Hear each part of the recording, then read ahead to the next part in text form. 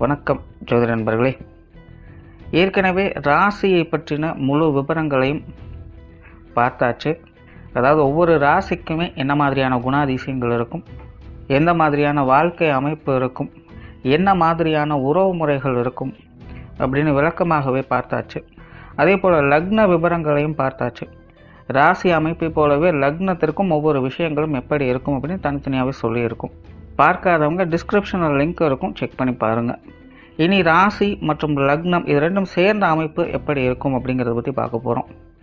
ஒரு குறிப்பிட்ட லக்னம் மற்றும் ராசியாக ஒரு மனிதருக்கு அமைந்து வரும் பொழுது அவங்களுக்கு என்ன மாதிரியான விஷயங்கள் இருக்கும் அப்படிங்கிறத பற்றி சில விளக்கங்களை ஜோதிடத்தில் பொதுவாக சொல்ல முடியும். இனி அந்த விஷயங்களை பற்றி தொடர்ச்சியாக பார்க்கலாம். பதிவை பார்க்குறதுக்கு முன்னாடி ஒரு சில விஷயங்களை கவனத்தில் வச்சுக்கோங்க. எப்பவும் சொல்லக்கூடிய விஷயங்கள் தான். இங்கு சொல்லக்கூடிய விஷயங்கள் முழுமையாக உங்களுக்கு பொருந்தணுங்கிற அவசியம் கிடையாது. ஏன்னா ஒரு மனிதனை பற்றி அவங்களுடைய சுய ஜாதகம் மட்டும்தான் முழுமையான விஷயங்களை சொல்ல முடியும். மற்ற விஷயங்கள் எல்லாமே ஒரு பொதுவான அமைப்பு கொண்டது தான். இங்கு சொல்லக்கூடிய விஷயங்களை நீங்கள் கிராஸ் பண்ணி வருவீங்க. உங்களுடைய வாழ்க்கையில் சில அனுபவங்களாகவும் உணர்வுபூர்வமான விஷயங்களாகவும் பெற முடியும். அதே போல் ராசி முக்கியமாக இல்லை லக்னம் முக்கியமாக அப்படின்னாலும் குழப்பிக்க வேண்டாம். ராசி லக்னம் அப்படிங்கிறதெல்லாம் பார்த்திங்கன்னா ஒரு சில ஐடென்டிட்டி மட்டும்தான். ஜோதிட பலன்கள் எடுக்கிறதுக்காக பொதுவாக தெரிஞ்சிக்க வேண்டிய சில விஷயங்கள் அவ்வளோதான். மற்றபடி 9 கிரகங்கள் 12 கட்டம் 27 நட்சத்திரங்கள் கொண்ட ஒரு அமைப்பு தான் நமக்கு முழுமையாக முக்கியம். அதுதான் ஒவ்வொரு செகண்டும் நமக்கு தேவையான எல்லா விஷயங்களையும் தீர்மானிக்கிறது. அதனால் ராசி முக்கியமாக இல்லை லக்னம் முக்கியமாக அப்படின்னாலும் குழப்பிக்காதீங்க. நம்ம யாருன்னு கேட்டால் நம்மளுடைய பேரை எப்படி ஒரு அடையாளமாக சொல்கிறோமோ அந்த மாதிரி தான் நம்மளுடைய சுய ஜாதகத்திற்கு அடையாளமாக இந்த ராசியும் லக்னமும் அமைந்து வருது. மற்றபடி இங்கே எல்லாமே முக்கியம் அப்படிங்கிறத மனசில் வச்சுக்கோங்க.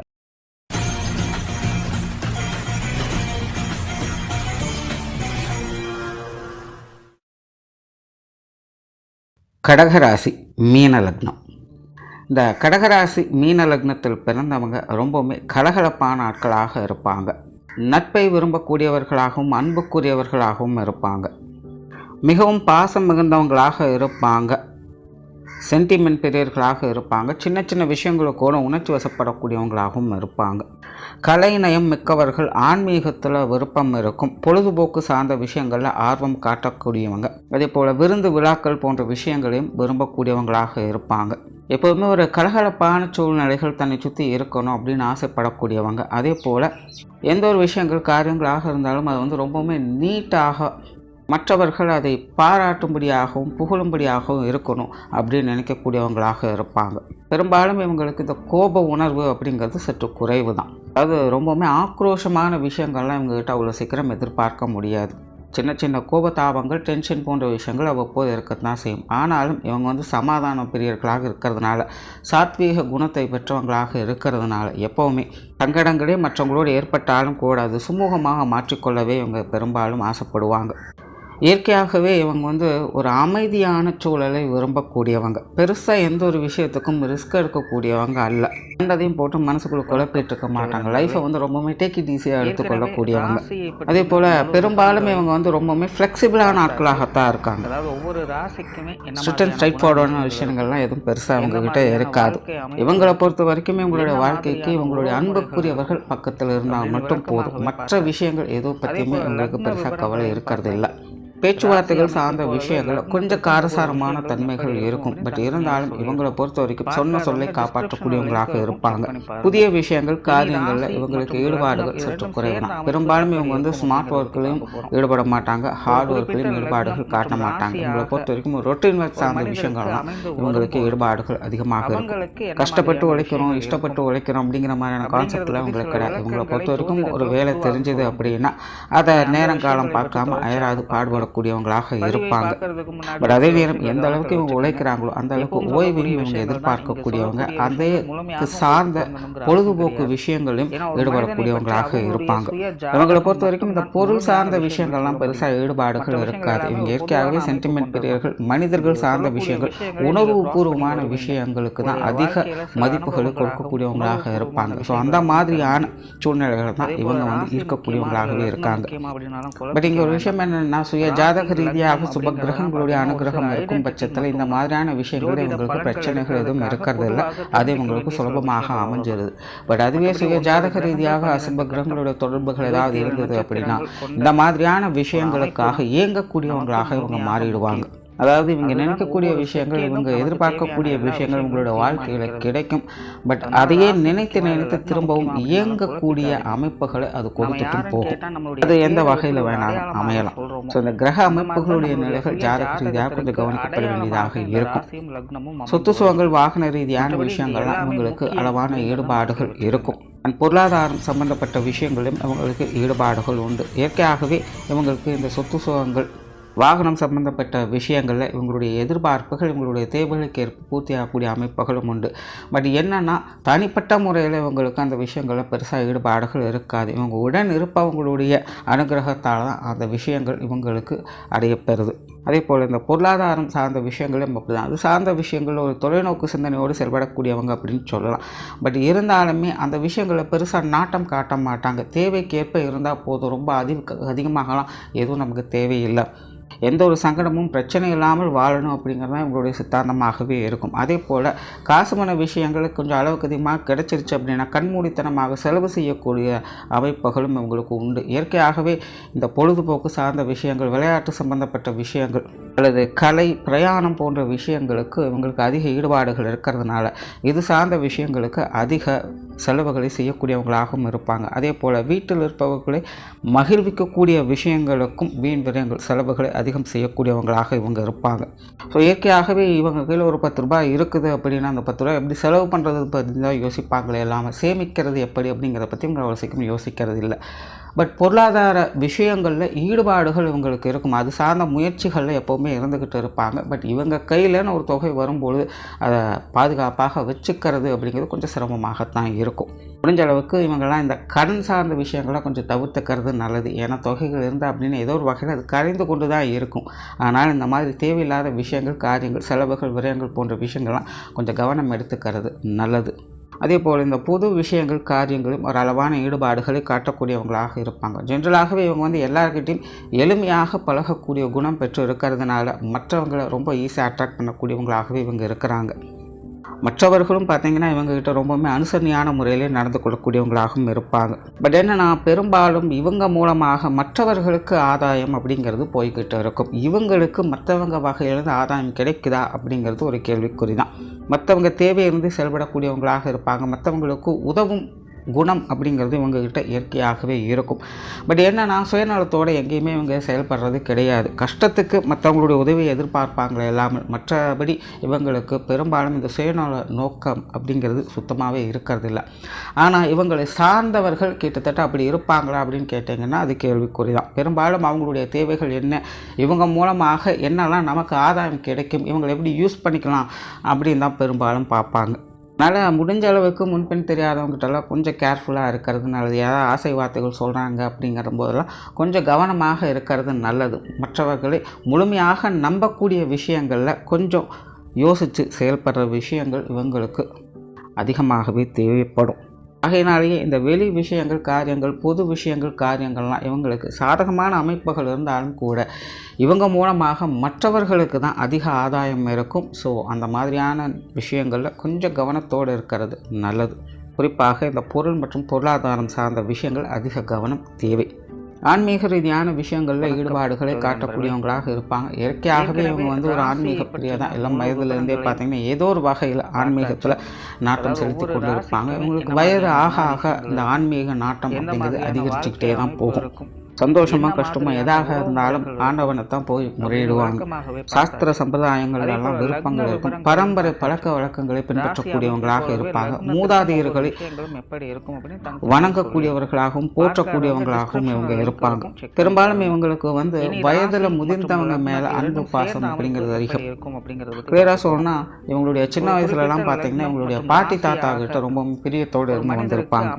இயற்கையாகவே இந்த வயது முதிர்ந்தவங்க மேலே இவங்களுக்கு ஒரு விதமான பற்று பாசம் அப்படிங்கிறது எப்போவுமே இருந்துக்கிட்டு இருக்கும். பிரயாணம் சார்ந்த விஷயங்களில் ஈடுபாடுகளை காட்டக்கூடியவங்களாக இருப்பாங்க. பெரும்பாலும் இவங்க வந்து கொஞ்சம் ஓய்வு கிடைச்சா கூட, ஏதாவது லீவு கிடைச்சா கூட அடிக்கடி வெளியிடங்களுக்கு போயிட்டு வரலாம் அப்படின்னு பிளான் பண்ணிக்கிட்டே இருப்பாங்க. இவங்களால வந்து ஒரே இடத்துல அமைதியாக இருக்க முடியும் அப்படிங்கிறது கிடையாது. என்டர்டெயின்மெண்ட்டுக்காகவோ அல்லது விருந்து விழாக்கள் போன்ற விஷயங்களுக்காகவோ அடிக்கடி வெளியிடங்களுக்கு சென்று வரக்கூடியவங்களாகவே இவங்க இருப்பாங்க. இது சார்ந்த பிரயாணம் சார்ந்த விஷயங்கள்ல அதிகமான ஈடுபாடுகளை காட்டக்கூடியவங்களாகவும் இருப்பாங்க.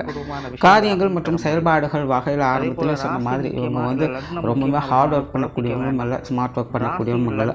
ஒரு ரொட்டீன் ஒர்க் சார்ந்த விஷயங்கள் தான் அதிக ஈடுபாடுகளை காட்டுவாங்க. பட் என்ன ரிஸ்க் இருந்தாலும் தனக்கு தெரிந்த விஷயங்களை கண்டினியூஸாக சிரமம் பார்க்காமல் செய்யக்கூடிய அமைப்புகள் இவங்களுக்கு உண்டு. அதே போல இவங்க வந்து எந்த ஒரு காரியத்திலும் அவ்வளோ சீக்கிரத்தில் இறங்க மாட்டாங்க. ஒரு காரியத்தில் இறங்குறதுக்கு முன்னாடி பலவிதமான யோசனைகள், சிந்தனைகள், சந்தேகங்கள் போன்ற விஷயங்கள் உங்களுக்குள்ள இருந்துகிட்டு இருக்கும். பட் ஒன்ஸ் இறங்கிட்டாங்க அப்படின்னா அந்த மாதிரியான விஷயங்கள்லாம் பெருசாக உங்களுக்கு தொந்தரவாக எதாக இருந்தாலும் பார்த்துக்கலாம் அப்படிங்கிற ஒரு குருட்டு தைரியத்தோடு இவங்க செயல்பட ஆரம்பிச்சிடுவாங்க.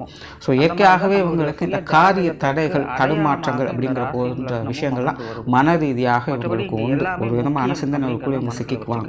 ஆனால் தைரியத்தோடு அந்த விஷயங்களில் செயல்படுத்த ஆரம்பிச்சிட்டாங்க அப்படின்னா அதுலேருந்து பின்வாங்க மாட்டாங்க. குடும்ப விஷயங்கள், காரியங்கள் பெரும்பாலுமே உங்களுக்கு சாதகமான அமைப்புகள் தான். பட் இருந்தாலும் குடும்ப சமாச்சாரங்களில் கொஞ்சம் காரசாரமான விஷயங்கள் அவ்வப்போது இருந்துக்கிட்டு தான் இருக்கும். குடும்ப விஷயங்கள், காரியங்கள் ரொம்பவுமே ஸ்ட்ரிக்டான நபர்களாக இருக்கவும் செய்வாங்க. இயற்கையாகவே இவங்க வந்து ரொம்பவுமே அன்பை விரும்பக்கூடியவங்க, அன்பை வெளிப்படுத்தக்கூடியவங்களாக இருக்காங்க. பட் அதே நேரம் குடும்ப பெருமைகளை களங்கப்படுத்தக்கூடிய விஷயங்களில் இவங்க ரொம்பவுமே கவனமாக இருப்பாங்க. குடும்ப கௌரவத்திற்கு எந்த ஒரு சங்கடம் வந்துடக்கூடாது அப்படிங்கிற விஷயங்கள் ரொம்பவுமே கண்ணும் கருத்துமாக இருப்பாங்க.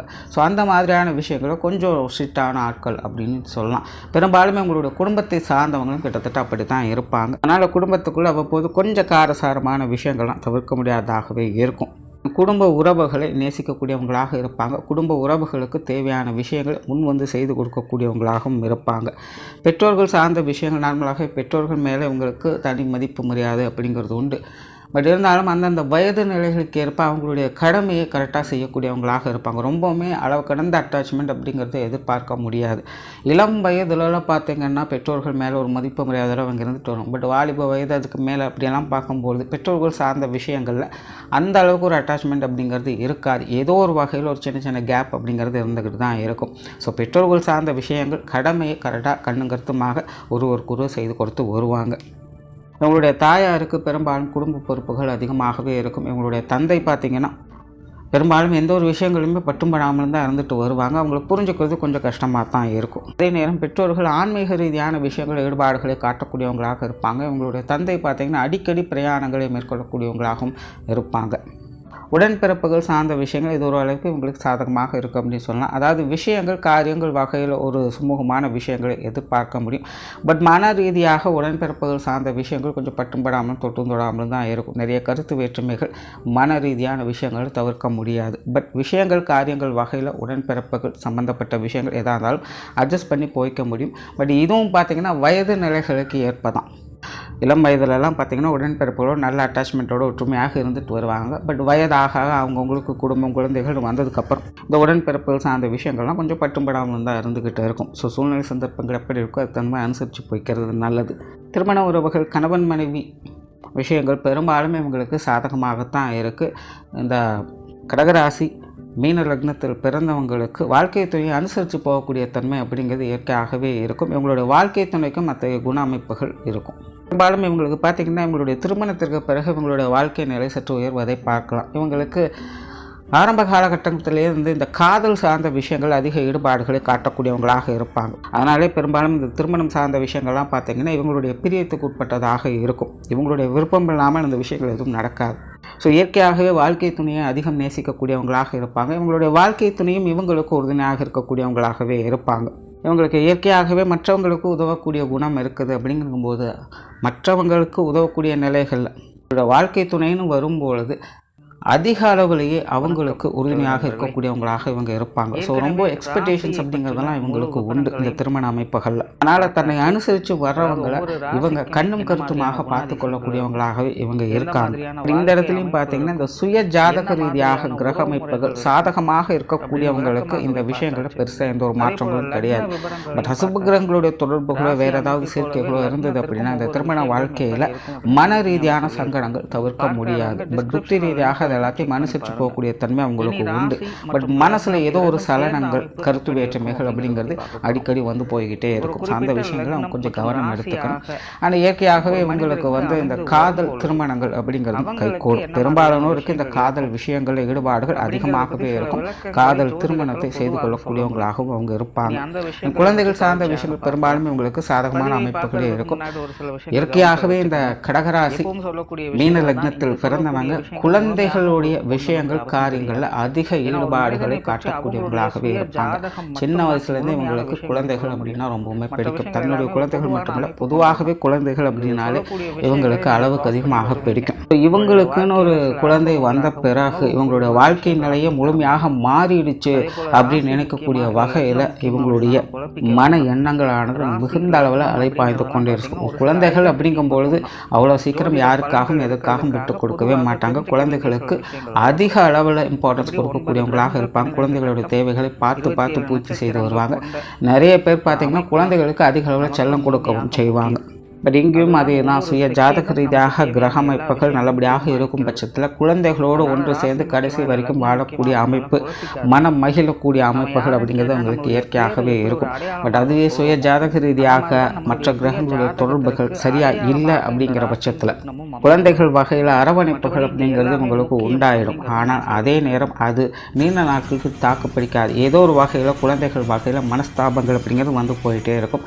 குறிப்பாக குழந்தைகளுக்கு வயதாக குழந்தைகளுக்கும் இவங்களுக்குமான கருத்து வேற்றுமைகள் அப்படிங்கிறது கொஞ்சம் அதிகமாகிடும். ஸோ இந்த மாதிரியான சங்கடங்கள் அப்பப்போ பார்க்க வேண்டியதாக இருக்கும். மற்றபடி ஜென்ரலாக பார்க்கும்பொழுது இவங்களுக்கு இந்த குழந்தைகள் சார்ந்த விஷயங்களில் அளவுக்கு அதிகமான சென்டிமெண்ட்டான ஆட்களாக இருப்பாங்க. ஸோ அந்த ஒரு விஷயத்தை பற்றி இவங்க கொஞ்சம் கவனம் எடுத்துக்கணும். மற்றபடி குழந்தைகள் சார்ந்த விஷயங்கள் உங்களுக்கு சாதகமான நிலைகள் தான். உற்றார் உறவினர்கள் நண்பர்கள் சார்ந்த விஷயங்கள் இது ஒரு கலவையான அமைப்புகள் தான். பெரும்பாலும் இந்த ராசி லக்ன ரீதியாக பார்க்கும்பொழுது இந்த உறவினர்கள் நண்பர்கள்லாம் பெரும்பாலும் பட்டும்படாமல் தொட்டும் தொடாமல் தான் இருப்பாங்க. அதே போல் அவங்களுடைய விஷயங்கள் காரியங்களை இப்படி தான் அப்படின்னு ஜட்ஜ் பண்ணவும் முடியாது. இக்கரைக்கு அக்கறை பச்சை அப்படிங்கிற மாதிரி தான். யார் நல்லவங்க யார் கெட்டவங்க அப்படின்னாலாம் பார்க்க முடியாது. சூழ்நிலை சந்தர்ப்பங்கள் எப்படியோ அதுக்கு தகுந்த மாதிரி தான் நல்லவங்க கெட்டவங்களாக மாறுவாங்க, கெட்டவங்க நல்லவங்களாக மாறுவாங்க. ஸோ இவங்களை பொறுத்த வரைக்கும் இவங்க கிட்ட அனுசரணையாக இருக்கக்கூடியவங்களை அரவணைத்து போய்க்கிறது நல்லது. அது நண்பர்களாகட்டும் உறவினர்களாகட்டும். மற்றபடி சூழ்நிலை சந்தர்ப்பம் தான் அந்த மாதிரி அனுசரித்து போய்க்கிறது தான் இவங்களுக்கு சிறப்புகளை கொடுக்கும். அண்ட் தேவையில்லாத எக்ஸ்பெக்டேஷன்ஸ் எல்லாம் இவங்க வகையில் வச்சுக்கிறது இவங்களுக்கு செட் ஆகாது. தொழில் வேலை உத்தியோகம் சார்ந்த விஷயங்கள் இது உங்களுக்கு ஒரு அளவான அமைப்புகளாக இருக்கும். பெரும்பாலும் இவங்களுக்கு இந்த பார்ட்னர்ஷிப் சம்மந்தப்பட்ட விஷயங்கள் மூலமாக சில சாதகமான அமைப்புகள் அப்படிங்கிறது ஏற்படுது. ஏன்னா ஆரம்பத்தில் சொன்ன இவங்க ஹார்ட் ஒர்க்கும் மெயின்டைன் பண்ண மாட்டாங்க, ஸ்மார்ட் ஒர்க்கு மெயின்டைன் பண்ண மாட்டாங்க. இவங்களை பொறுத்த வரைக்கும் ஒரு ரொட்டீன் ஒர்க்கு தான். ஸோ புதுசாக எந்த ஒரு விஷயங்களும் இவங்க அவ்வளோ சீக்கிரம் இம்ப்ளிமெண்ட் பண்ண மாட்டாங்க. இவங்க ஒரு விதமான கலை கற்பனை போன்ற விஷயங்கள் ஈடுபடக்கூடியவங்களாக இருப்பாங்க. இந்த பொருளாதாரம் காசு சமாச்சாரங்களும் இவங்களுக்கு பெருசாக இன்ட்ரெஸ்ட் அப்படிங்கிறது இருக்கா. தேவைக்காக அந்த விஷயங்களை செய்யக்கூடியவங்களாக இருப்பாங்களே தவிர இதுதான் வாழ்க்கை இப்படித்தான் இருக்கணும் அப்படிங்கிற எந்த ஒரு ரூல்ஸும் அவங்களுக்கு இருக்கிறது இல்லை. அதனாலே இந்த தொழில் வேலை உத்தியோக ரீதியாக இவங்களுடைய ஈடுபாடுகள் அப்படிங்கிறது ஒரு அளவான அமைப்புகளில் தான் இருக்கும். ஸோ அதனாலே இவங்களுக்கு கூட யாராவது ஒருத்தங்க இவங்களுக்கு சப்போர்ட்ஃபுல்லாக இருந்தாங்க அப்படின்னா இவங்களுடைய தொழில் வேலை உத்தியோக ரீதியாக எல்லாத்தையும் சமாளிக்கக்கூடிய தன்மைகள் அப்படிங்கிறது இருக்கும். இவங்க பாட்டுக்கு இவங்களுடைய வேலைகள் இருந்துக்கிட்டு இருப்பாங்க, மற்றவங்க எல்லா விஷயங்களும் சமாளிச்சுட்டு வருவாங்க. பெரும்பாலும் மற்றவங்களுடைய அனுசரிப்பால் மட்டும்தான் இவங்களுக்கு இந்த தொழில் வேலை உத்தியோகம் சார்ந்த விஷயங்கள் சாதகமான நிலைகள் இருக்குது. அப்படி இல்லாத பட்சத்தில் ஒரு அளவான அமைப்புகளை எதிர்பார்க்க முடியும். வெளியூர் மற்றும் வெளிநாடு சம்பந்தப்பட்ட விஷயங்கள் ஒரு அளவான ஈடுபாடுகள் இருக்கும். சோராட கடகராசி மீன லக்னம் சுமூகமான வாழ்க்கை அமைப்புகளை பெற்றது தான். பட் அளவுக்கு மீனால் அமிர்தம் நஞ்சு அப்படிங்கிற மாதிரி இந்த ஓவர் சென்டிமெண்ட் உடம்புக்கு ஆகாது அப்படிங்கிறத அவங்க கொஞ்சம் கவனத்தில் வச்சுக்கணும். சின்ன சின்ன விஷயங்களுக்கு கூட ஆசைகளால் தூண்டப்பட்டு தேவையில்லாத விஷயங்கள் காரியங்களை செஞ்சு சில சங்கடங்களை பார்க்கக்கூடிய நிலைகள் அப்படிங்கிறது இருக்கும். மாதிரி கொஞ்சம் உணர்வுபூர்வமான மன சஞ்சலங்களில் கொஞ்சம் கவனமாக இருக்க வேண்டியது அவசியமாக இருக்கும். மற்ற விஷயங்கள் எல்லாமே இவங்களுக்கு அவங்கவுங்களுடைய வயது நிலைக்கேற்ப காலநிலைக்கேற்ப தேவைகள் பூர்த்தியாகி ஒரு சுமூகமான வாழ்க்கை நிலை பெற்றவங்களாகவே இருப்பாங்க. நன்றி, வணக்கம், வாழ்க வளமுடன்.